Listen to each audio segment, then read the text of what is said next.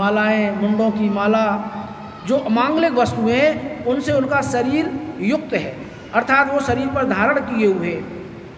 लज्जा को तो वो तिलांजलि दे चुके हैं, उन्हें कोई लज्जा नहीं है कि मैं ऐसा रह रहा हूँ नंग दलंगपने से, उनको कोई लज्जा नहीं है।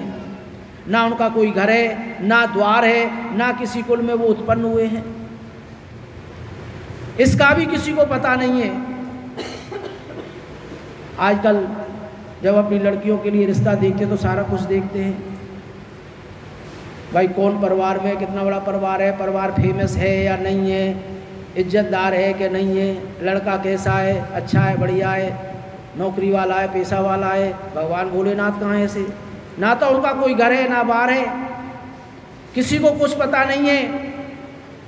कुत्सित वेश में धारण किए हुए भूतों प्रेतों आदि के साथ रहते हैं, भूत प्रेत उनके दोस्त हैं, और नंग धड़ंग हो शूल धारण किए घूमते रहते हैं। धूर्त नारद ने अपनी माया से तुम्हारे सारे विज्ञान को नष्ट कर दिया, अर्थात तुम्हारी बुद्धि पर पानी फेर दिया है, युक्ति से तुम्हें मोह में ला दिया है, तुमसे तप करवा लिया।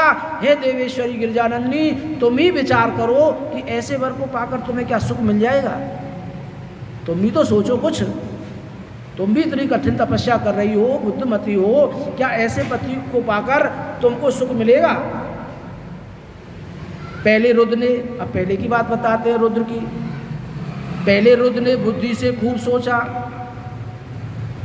बेचारा, साध्वी सती से विवाह किया था आपने, उन्होंने सप्तऋषि।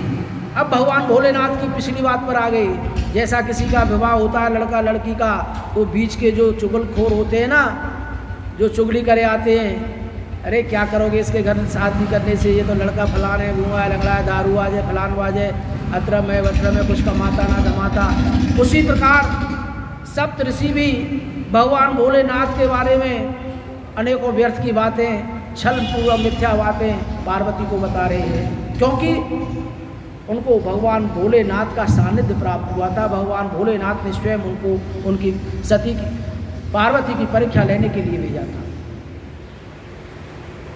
तो कभी जब ऐसा होता है, देखते हो ना, एक दूसरे से कह देता है आप मेरी बुराई करना बनी, उनसे पूछना वो मेरे बारे में क्या कहता है, मैं बुरा नहीं मानूंगा, तो वो उसकी दो चार बुराई कर देता है, उससे बातें उगलवा लेता है। तो वही बात ये ऋषि यहाँ कर रहे हैं, बाबा भोलेनाथ की बुराई कर रहे हैं कि पार्वती अपने हठ योग से हटती है या नहीं हटती है, वो परीक्षा सप्तऋषि पार्वती की कर रहे हैं। बोलो शंकर भगवान की। हे गिरिजानंदिनी, तुम ही विचार करो कि ऐसे वर को पाकर क्या तुम्हें सुख मिल सकता है?